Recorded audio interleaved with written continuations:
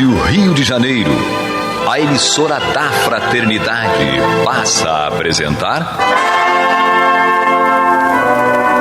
Luz na Penumbra, programa que leva ao seu coração a mensagem da doutrina espírita.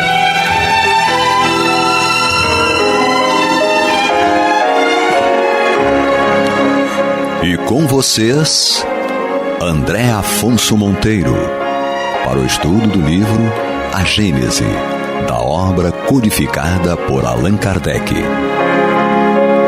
Olá, amigo ouvinte da Rádio Rio de Janeiro, a emissora da Fraternidade, a rádio que toda a família pode ouvir. É com muita alegria, muita felicidade que estamos aqui mais uma vez em companhia do nosso querido Alexandre Almeida e também aqui na técnica do nosso querido Jefferson para mais um programa Luz na Penumbra, estudando a obra Gênese, hoje no capítulo 14, os fluidos, dando continuidade ao capítulo 14, iniciando no item 25. Seja bem-vindo, Alexandre. Oi, André, Jefferson, queridos ouvintes, forte muita paz a todos, com muita alegria que estamos aqui para mais um aprendizado. Muito bem, amigo ouvinte internauta. Então, essa parte aqui do estudo, Kardec está falando do mundo material, do mundo espiritual, fez uma distinção sobre luz espiritual e luz material.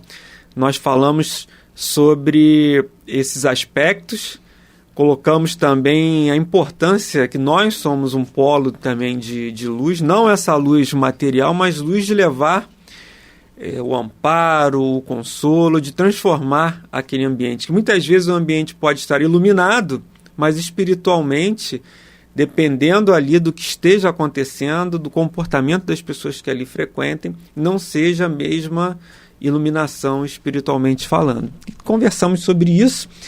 E agora aqui no item 25, Alexandre, Kardec ele diz o seguinte: a alma envolvida em seu perispírito traz assim em si mesma o seu princípio luminoso. E nós falamos isso antes, né? Verdade. Falamos isso na semana passada. Penetrando a matéria em virtude da sua essência etérea, não há corpos opacos para a sua visão. Entretanto, a visão espiritual não tem o mesmo alcance nem a mesma penetração em todos os espíritos. Só os espíritos puros a possuem no grau máximo. Olha que interessante. Nos espíritos inferiores, ela é enfraquecida pela grosseria relativa do perispírito, que se interpõe como uma espécie de nevoeiro. Vamos parar por aqui, né, Alexandre? Que tem bastante coisa aqui para a gente conversar. Em o Evangelho segundo o Espiritismo, salvo engano no capítulo 2, em que Kardec ele traz ali, acho que é não sei se é o meu reino não é deste mundo, é o capítulo 2 ou 4. E Kardec ele vai falar do ponto de vista futuro. Ele vai falar que à medida que quando você olha com os olhos da matéria, é como se você estivesse ao pé da montanha. Você tem aquela visão horizontal ali, né? E você só consegue ver o que está na tua frente, basicamente. E à medida que você se evolui e que você amplia a sua capacidade de percepção, que você vai evoluindo moralmente, intelectualmente, e você vai olhando, buscando olhar com os olhos do espírito, é como se você subisse ao topo da montanha e você olhasse lá de baixo, tivesse uma visão até mais vertical e mais ampliada, não é isso? Que aí você vai ao pé da montanha, você só vai ver aquilo ali que está na sua frente. Se tiver um muro, você não enxerga mais nada. Se tiver uma outra montanha, você só vai enxergar aquela outra montanha. Mas quando você sobe, quando você se eleva, e ele dá faz uma analogia material, mas que é para a gente entender, você se eleva espiritualmente, é como se você subisse ao topo da montanha, e aí o seu campo de visão amplia. Esse é um detalhe. Essa informação que Kardec está dizendo aqui agora no no item 25 do capítulo 14, que dependendo da nossa evolução, a gente vai ter uma visão mais restrita.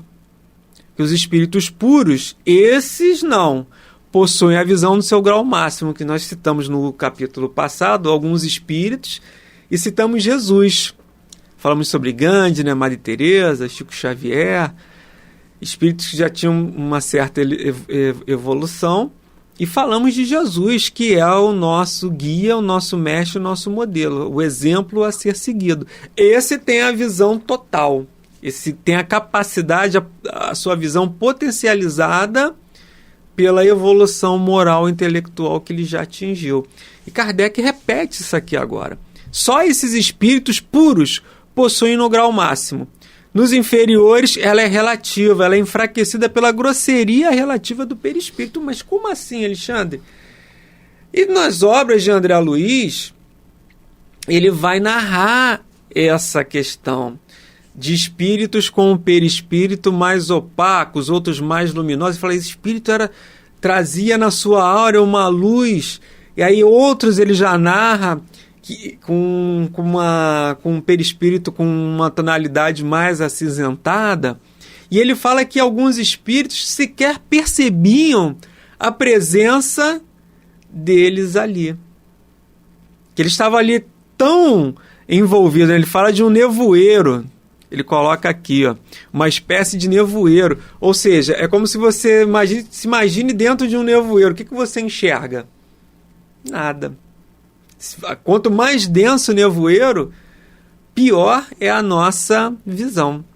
E isso tem a ver, Alexandre, com a nossa condição, não é isso? Perfeito, André. Está implícito nesse trecho que nós acabamos de ler a questão do progresso espiritual.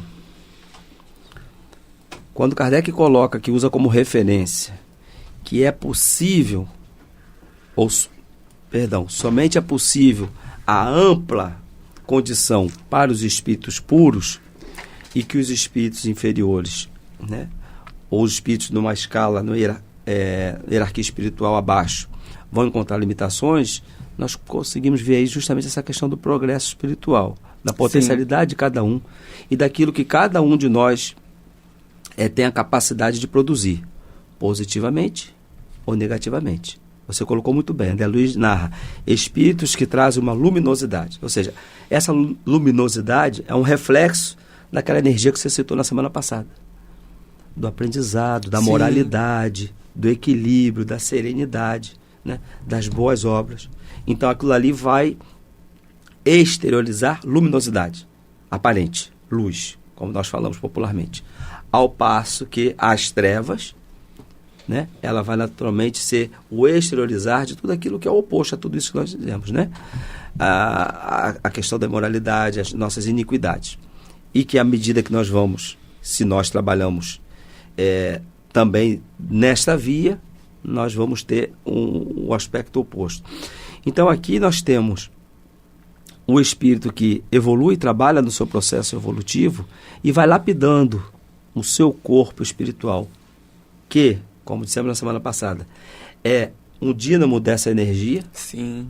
Então, à medida que você trabalha, você vai lapidando e ele vai exteriorizando não só a luminosidade, mas essa energia boa, essa energia positiva, né, que vai irradiar e vai enriquecer no bem, no belo, tudo aquilo que é interessante para a vida, positivamente falando.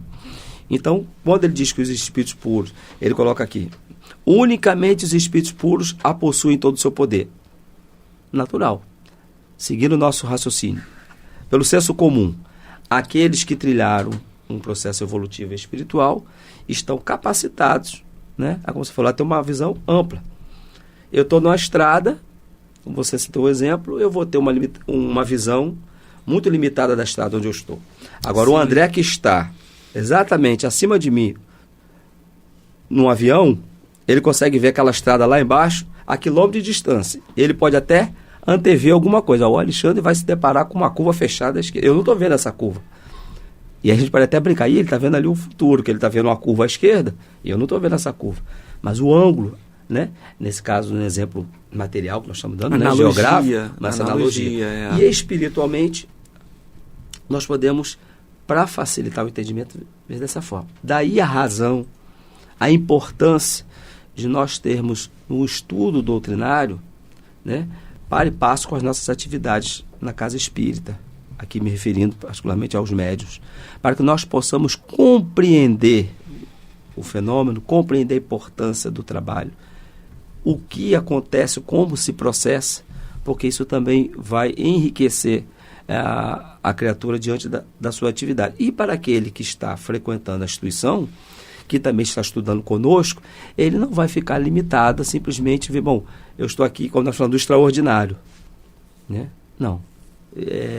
Esse fenômeno ocorreu, ou quando o expositor falou que viu uma determinada cena espiritual, ou no livro que eu estou lendo, eu aprendi e ouvi na Rádio Rio de Janeiro que aquilo tem uma explicação. Não é um privilégio de A ou B, e que aquilo tem uma fundamentação científica. Sim. Para estar ocorrendo. Amigos ouvintes, estamos aqui estudando a obra A Gênese no programa Luz na Penumbra, capítulo 14, Os Fluidos. Aqui comigo Alexandre Almeida e também o Jefferson na técnica. E hoje nós estamos estudando o item 25 do capítulo 14. Alexandre, você falou em dínamo. Dínamo, eu me recordo, quando a gente tinha uma bicicleta, o pessoal mais antigo vai se recordar disso, bicicleta com dínamo. A bicicleta ela tinha um aparelhozinho que ele gerava energia para iluminar o farolete, né, o farol daquela bicicleta. Hoje a gente não tem mais isso, mas o pessoal da antiga vai se lembrar do que eu estou falando. Então, essa bicicleta tem dínamo? Tem. Era um aparelhinho que ele ficava ali na roda e conforme a roda girava, havia um contato com o dínamo e esse dínamo gerava energia, ele transformava aquele movimento ali, capacitava aquela energia e transformava em corrente para iluminar o farol, né? Transformava em luz. Aí você falou em dínamo, que nós podemos potencializar isso dentro de nós. Eu falei, será que a gente vai botar um dínamo espiritual para gerar luz? E aí eu lembrei da questão 886 e queria te perguntar se é isso. Se esse dínamo basicamente está ali na resposta da questão 886 em O Livro dos Espíritos, que Kardec ele pergunta aos espíritos como era a caridade, como Jesus compreendia a caridade. E aí os benfeitores vão falar, a pergunta é mais ou menos nesses termos, como Jesus compreendia a caridade. E os benfeitores respondem: benevolência, indulgência e perdão. Benevolência, indulgência e perdão. Eles colocam que Jesus compreendia a caridade como esses 3 itens. Esses 3 itens, Alexandre, e aí você falou em dínamo, esses 3 itens, eles podem ser esse dínamo para a gente iluminar a nossa alma? Perfeito. Nós somos criados à imagem e semelhança. Sim. Então, como seres espirituais, na verdade, o amor, a caridade é o amor colocado em prática. É o amor em movimento, né? A gente tem essa... Exatamente. Então, esses 3 itens aí citados pelos Espíritos, nós temos que ter como referência e trabalhar a cada dia nessa direção. Então, no momento em que nós trabalhamos esses itens, nós vamos ampliando. Você usou um termo, ainda há pouco, que eu achei categórico. Percepção. A capacidade de perceber, de captar, ela está diretamente relacionada à nossa potencialidade. Sim. Então, essas virtudes que você citou, elas vão justamente gerar as possibilidades para que nós possamos multiplicar esses recursos da vida. Então, perdoando, sendo indulgente, né? Cuidando do nosso próximo, trabalhando justamente a questão moral, nós, através de toda da essência que nós trazemos, vós sois deuses, nós vamos então potencializando isso e irradiando Sim. Recursos à nossa volta em prol da vida. Vai ser esse dínamo, né? Nós somos esse dínamo. E aí nós podemos também, se você me permite, quando nós falamos dos centros de força, né, como a André Luiz fala, ou chakras, como bem lembrado, né? Que eles também são ali dotados de fluido para fazer com que o nosso organismo funcione Exatamente. Adequadamente. São dínamos também, que nós temos, né, localizados nessa nossa constituição perispiritual. Então observe que tudo na vida está envolve energia, né? Né? Cujo o objetivo do Criador é justamente direcionar no bem, nas questões positivas. Agora, como todo dínamo e toda energia, isso requer, como você falou, movimento.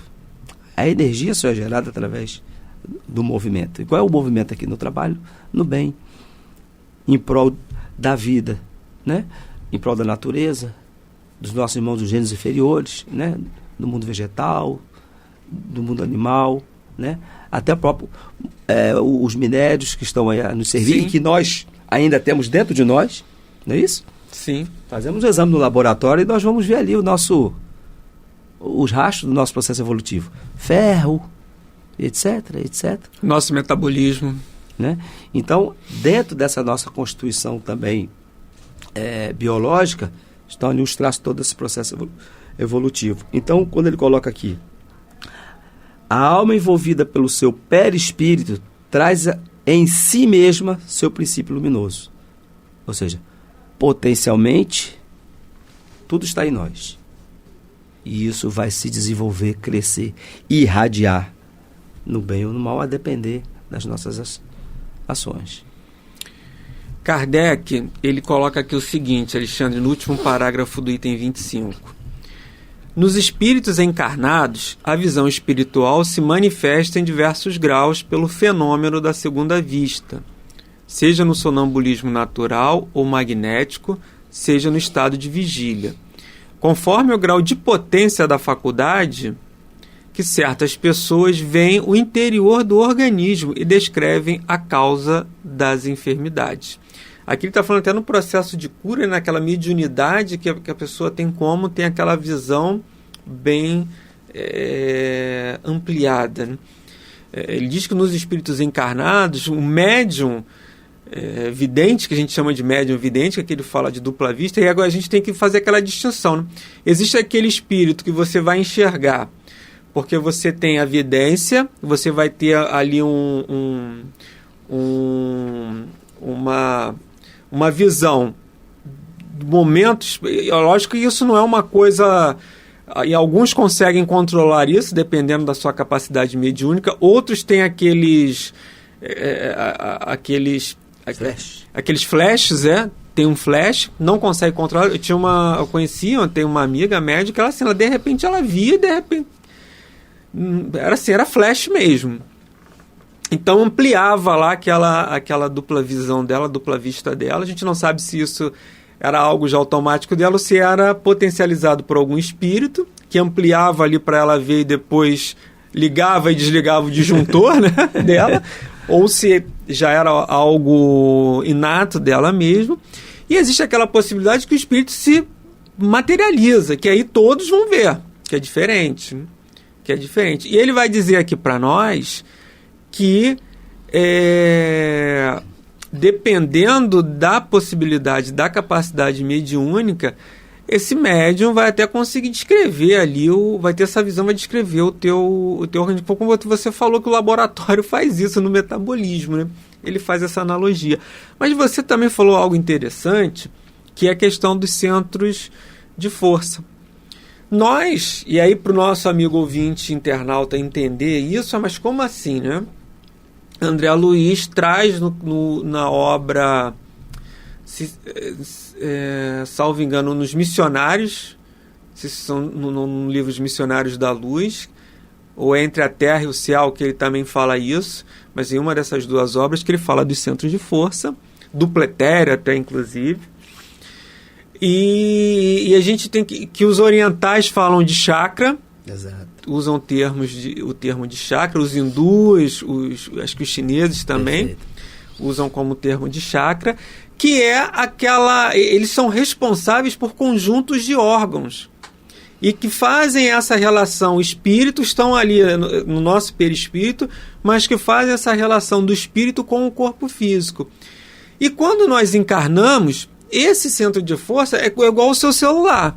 Você reencarna, você carrega o teu corpo físico, com teus centros de força, com o fluido vital, que é decorrente também do fluido cósmico universal. Então, eu, André, reencarnei com uma bateria, e entre aspas, amigo ouvinte, internauta, com uma bateria para viver 75 anos. Então, todo o meu corpo, todo o meu organismo e o aparelho digestivo, cada centro de força, né, Alexandre, está ligado a esse... O meu aparelho, os meus aparelhos, né, estão ligados a cada um a um respectivo centro de força. Então, reencarno com isso. Mas dependendo, Alexandre, tudo bem, reencarnei com isso. Aí eu gostaria que você, já que você tocou nesse assunto, você vai responder para mim. Porque eu fiquei na dúvida, e o meu amigo ouvinte internauta também deve ter ficado. Mas aí eu bebo, eu não me alimento direito, eu durmo pouco, eu cometo... E aí o amigo ouvinte não entenda isso como uma crítica, como um julgamento, mas como uma observação. Eu tenho essa bateria para usar o meu corpo físico de uma forma adequada, igual o celular, né? O meu celular eu carrego ali, ele vai durar tantas horas, mas se eu falar demais nele, se eu usar muita internet, o pacote de dados vai acabar rápido, a energia também do celular a bateria vai morrer, como a gente diz, no meio do dia, né? Mas e meu corpo físico? Esse centro de força, ele está lá carregado para eu ter uma vida normal. A gente já sabe qual é a profissão que a gente vai desenvolver.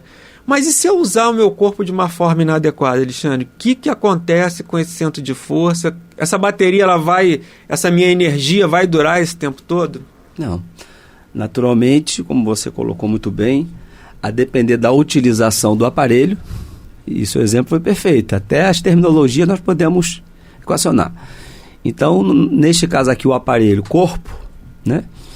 Ele também, se ele não tiver a utilização adequada para o qual ele foi programado, nós vamos estar sujeito às suas consequências naturais. Você colocou muito bem.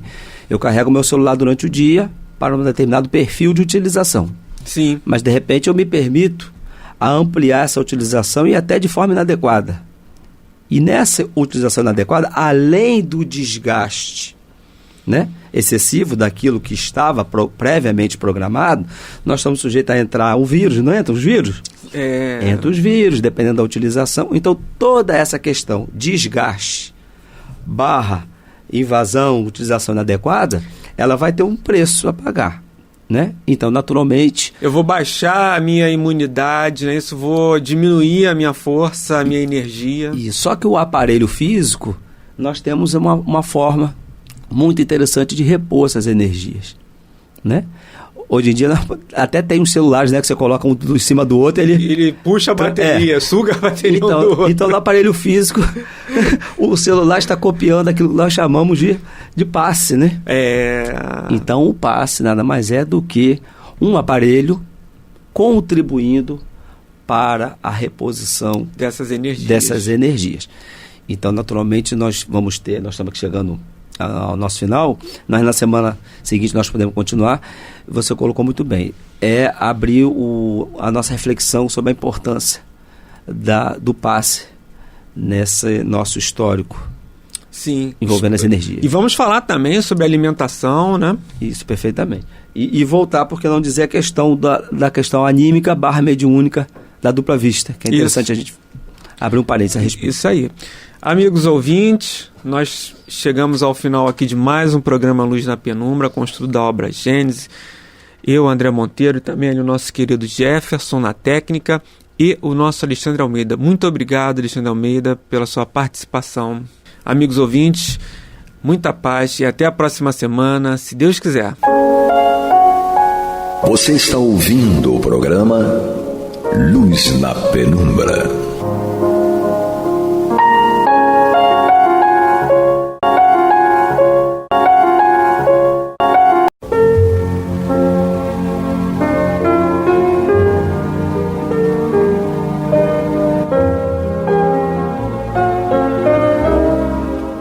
Rádio Rio de Janeiro está levando ao seu lar e ao seu coração a mensagem consoladora da doutrina espírita, através do programa Luz na Penumbra.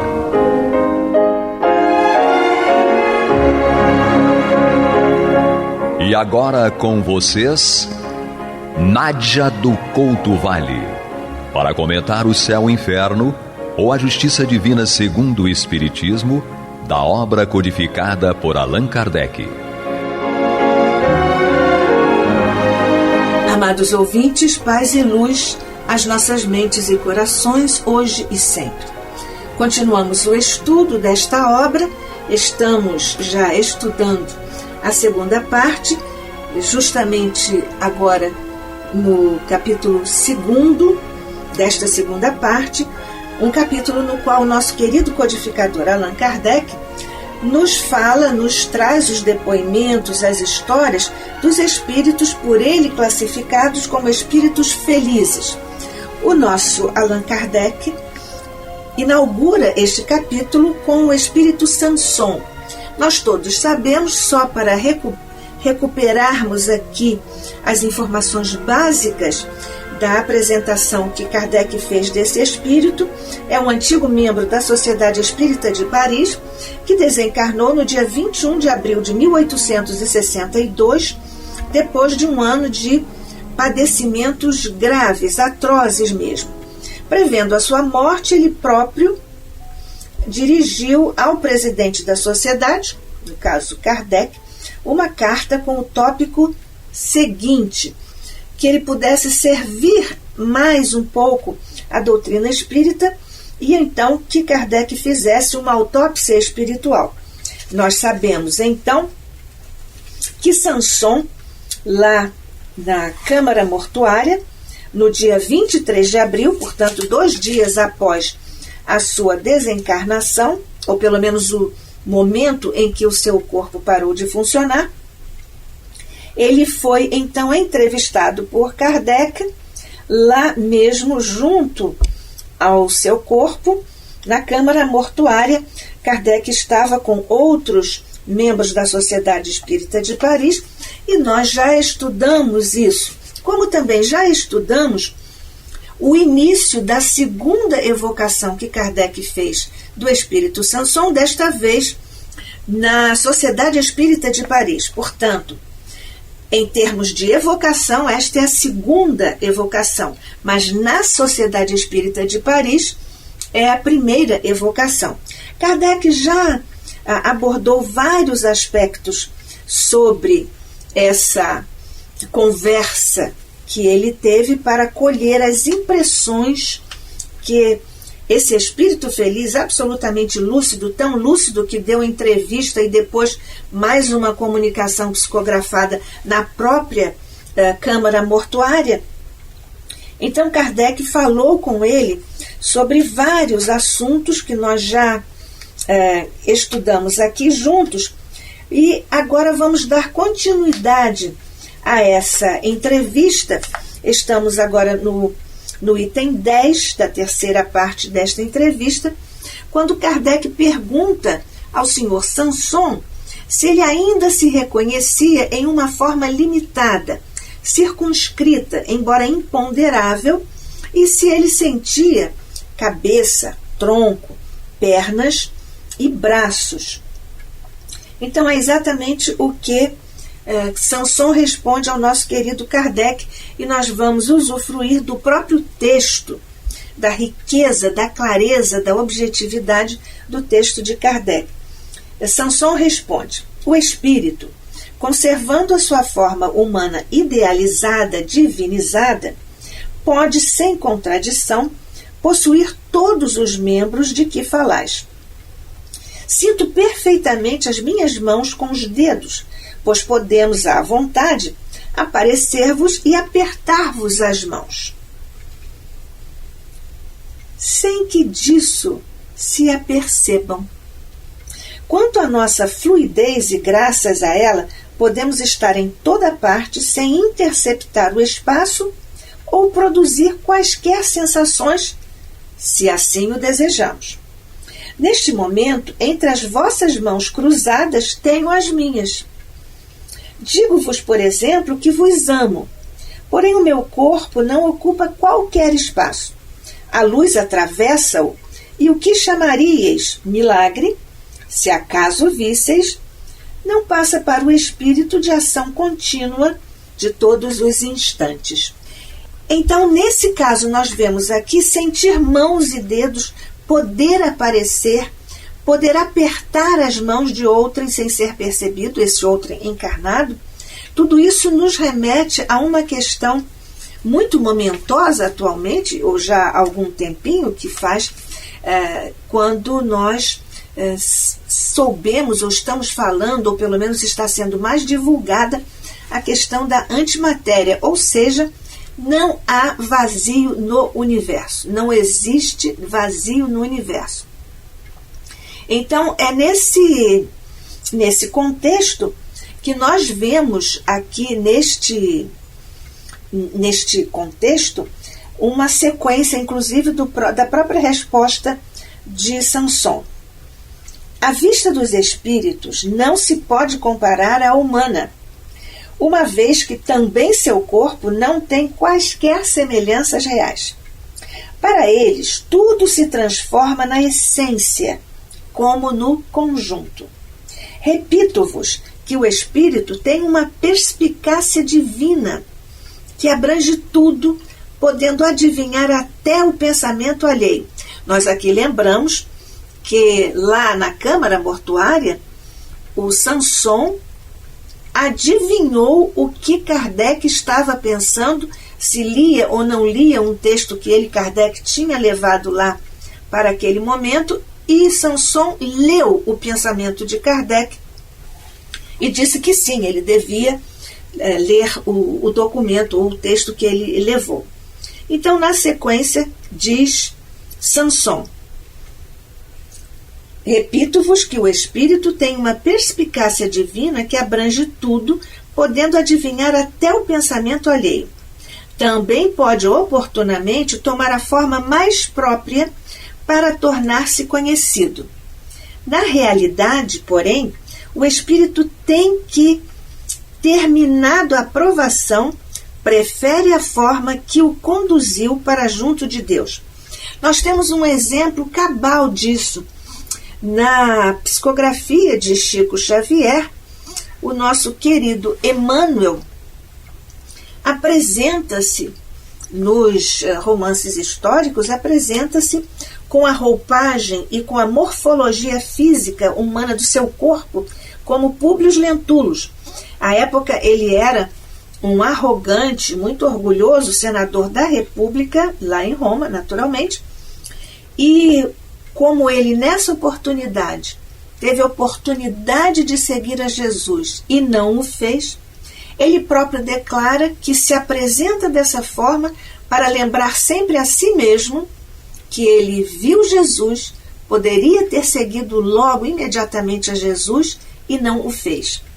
A resposta de Samson também nos remete a uma questão que ele próprio enuncia quanto à fluidez. E essa questão da fluidez, nós sabemos, porque já estudamos juntos aqui, a questão do peso específico do espírito, um conceito que o nosso querido mentor André Luiz nos oferece em sua obra Evolução em Dois Mundos, quando o nosso querido mentor nos diz que no plano espiritual o espírito vai ligar mais diretamente com um fluido vivo e multiforme. Ele vai lidar mais diretamente com esse fluido, que é estuante, inestancável, quer dizer, que não pode deixar de fluir, e que lhe nasce da própria alma, de vez que podemos defini-lo até certo ponto, isso diz André Luiz, por subproduto do fluido cósmico, absorvido pela mente humana em processo vitalista, ou seja, que lhe dá vitalidade, vida, semelhante à respiração. Nós sabemos que nenhum corpo físico resiste sem respiração, pelo qual a criatura assimila a força emanante do Criador, esparsa em todo o cosmo. Ou seja, nós inalamos a essência do Criador, dessa força do Criador, quando nós respiramos. Essa força que emana, que vem do Criador, diz nosso querido André Luiz, está esparsa em todo o cosmo, transubstanciando-a sob a própria responsabilidade para influenciar a criação a partir de si mesma. Esse fluido, diz André Luiz, é o seu próprio pensamento contínuo, gerando potenciais energéticos com que não havia sonhado. E nesse caso, nós vemos aqui que era o próprio exemplo e o próprio caso, a própria situação da descrição que faz, ou da resposta que dá Samson. Porque essa fluidez a que Samson se refere nessa resposta, aqui no item 10 da sua entrevista, propicia ele estar em toda parte sem interceptar, sem interromper o espaço ou sem produzir quaisquer sensações, se o espírito assim o deseja. Porque aqui, quando nós dizemos se assim o espírito deseja, nós estamos tratando da vontade do espírito, que atua sobre os fluidos. Então vemos que o corpo de Samson não ocupa qualquer espaço e que a luz o atravessa. Mais uma vez aqui, no conceito antimatéria, dada a questão aqui de que trata Samson da penetrabilidade ou da impenetrabilidade do seu corpo, o corpo que tem, ou a partir da sua desencarnação, que ele passou a ter no plano espiritual. Kardec, então, comenta esses itens, essas ideias, essas reflexões, dizendo ou lembrando-nos a todos que para os espíritos tudo se transforma na essência como no conjunto. E então, pela intuição, a criatura capta a mente cósmica. Consequentemente, a criatura é capaz, pela intuição, pelo canal da intuição, é capaz de captar as essências das coisas. O espírito, diz Samson, tem uma perspicácia divina que abrange tudo, podendo adivinhar até o pensamento alheio. E nós já vimos que ele adivinhou de Kardec lá na câmara mortuária. E ele é capaz de captar isso pela velocidade e pela natureza das coisas que estão ali diante dele, espírito. O espírito pode também tomar forma mais própria para tornar-se conhecido, exatamente o que Samson responde a Kardec, e nós sabemos disso. O espírito escolhe, terminada a prova, a forma que o conduziu para junto de Deus, que é exatamente o que lembramos a respeito de Emmanuel, apresentando-se sempre como Públio Lentulus. Isso, quando nós pensamos nessa possibilidade, nessa realidade que está ao alcance do espírito, nós estamos falando de como o espírito consegue fazer isso, e nós sabemos que é através de uma propriedade do perispírito, que é a plasticidade, ou seja, o espírito pode trabalhar as moléculas do seu corpo perispiritual e agregá-las ou reagregá-las de uma forma tal que a aparência do espírito seja ali resgatada por essa ação do espírito sobre as possibilidades do corpo perispiritual, dada a sua plasticidade. Foi por isso exatamente que nós já vimos que Emmanuel se apresenta ainda hoje como o senador Públio Lentulus, ou seja, com a morfologia, com a aparência de Públio Lentulus. Kardec pergunta ainda, agora no item 11, ele pergunta ainda sobre os sexos ou o sexo dos espíritos. E o próprio Kardec, na elaboração da pergunta, diz o seguinte: os espíritos não têm sexo. Isso nós todos já sabemos. Mas como há poucos dias éreis um homem, Desejamos saber se no vosso novo estado tendes mais da natureza masculina ou da feminina. E continua Kardec. E o mesmo que se dá convosco poder-se-á aplicar ao espírito de longo tempo desencarnado? Sanson responde: não temos motivo para ser de natureza masculina ou feminina. Os espíritos não se reproduzem. Deus criou-os como quis, e tendo segundo seus maravilhosos desígnios de dar-lhes a encarnação sobre a terra, subordinou-os às leis de reprodução das espécies, caracterizada pela junção dos sexos. Mas vós deveis senti-lo, sem mais explicação, que os espíritos não podem ter sexo.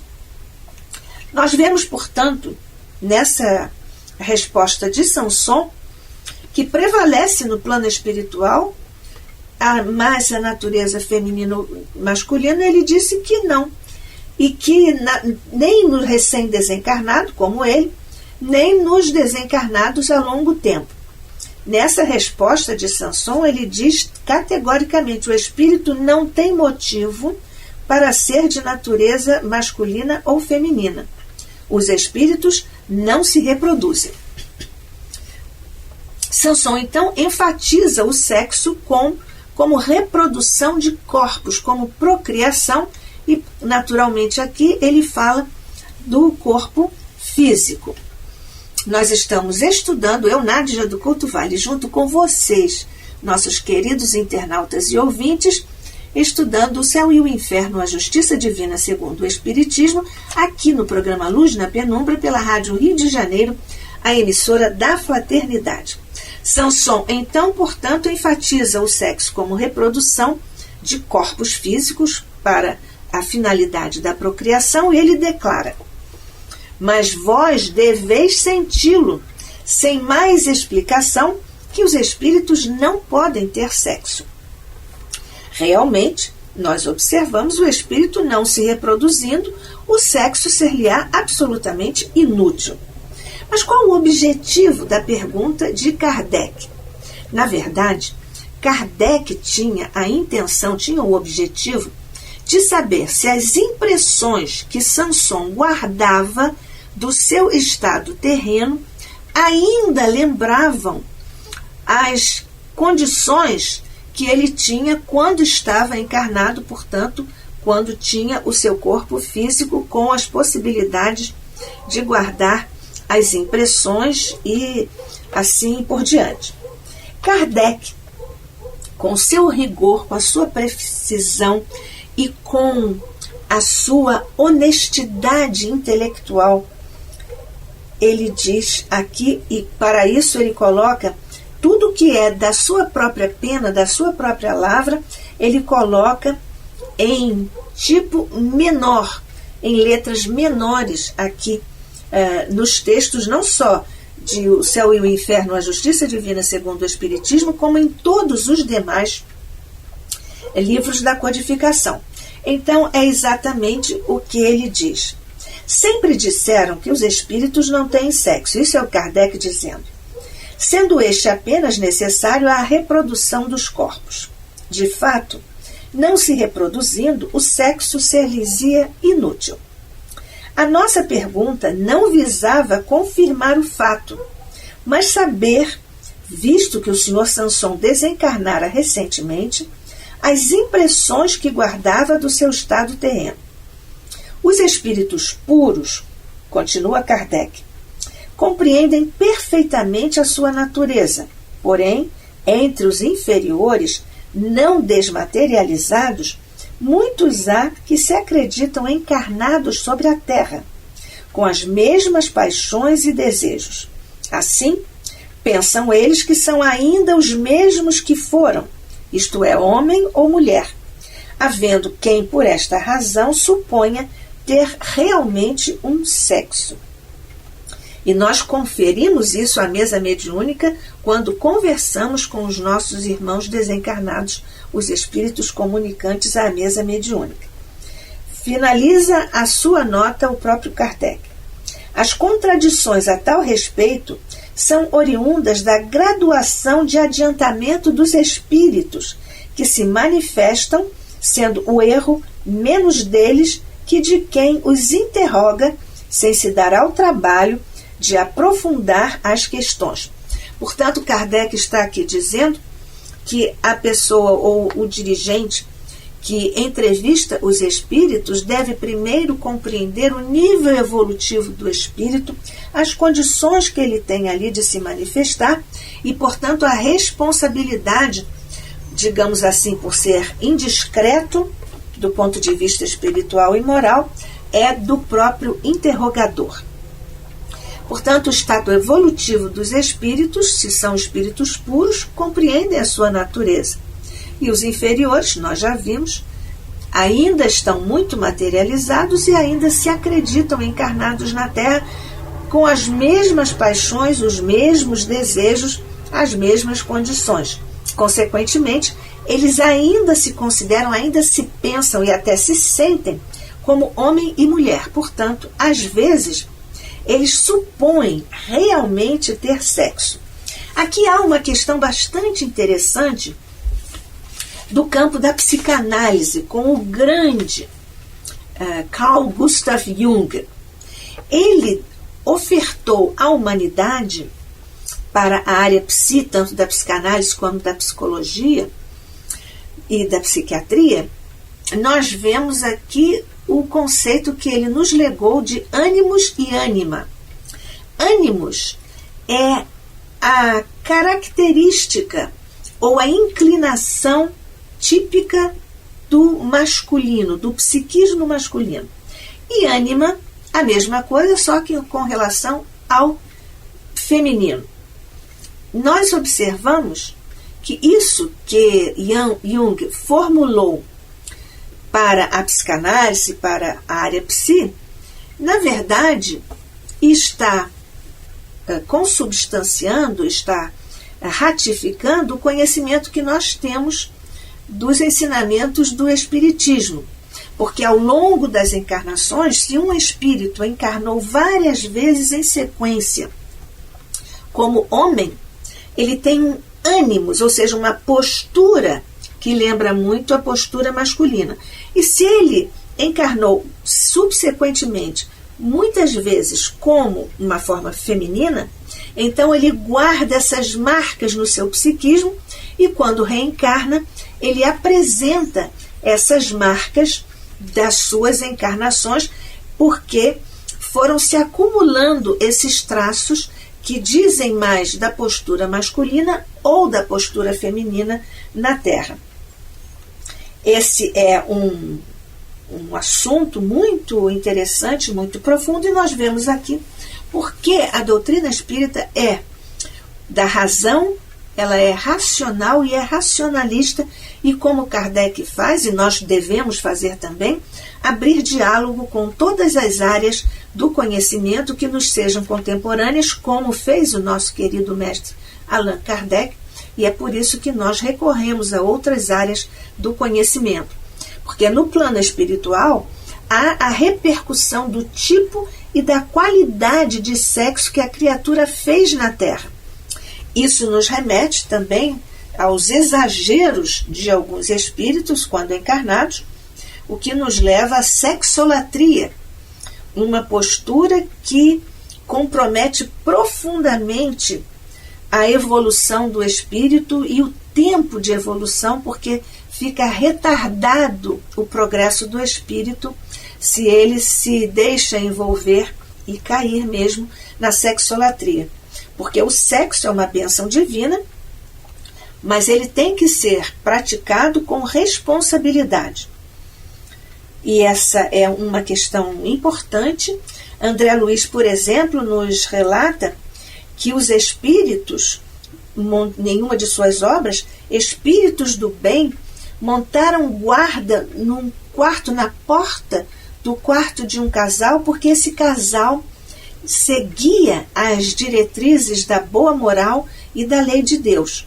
Porque quando os casais não seguem, não observem a moralidade, os espíritos não guardam o quarto do casal e nós sabemos exatamente o que acontece, que companhias, então, esse casal está atraindo para si, sobretudo nos seus momentos mais íntimos. O assunto é muito interessante, nós até vamos continuar com ele em nosso próximo encontro, se Deus quiser, aqui pela Rádio Rio de Janeiro, a emissora da Fraternidade, no programa Luz na Penumbra. Que a paz de Jesus permaneça conosco hoje e sempre. Que assim seja.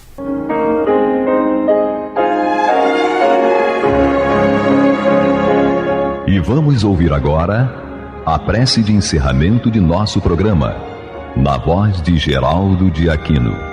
Jesus, dá-nos coragem para a luta, piedade para os insultos e misericórdia para as injustiças e ingratidões. Limpa nossa alma de inveja e ambições mesquinhas, de ódio e de vingança o nosso caminho. Que assim seja.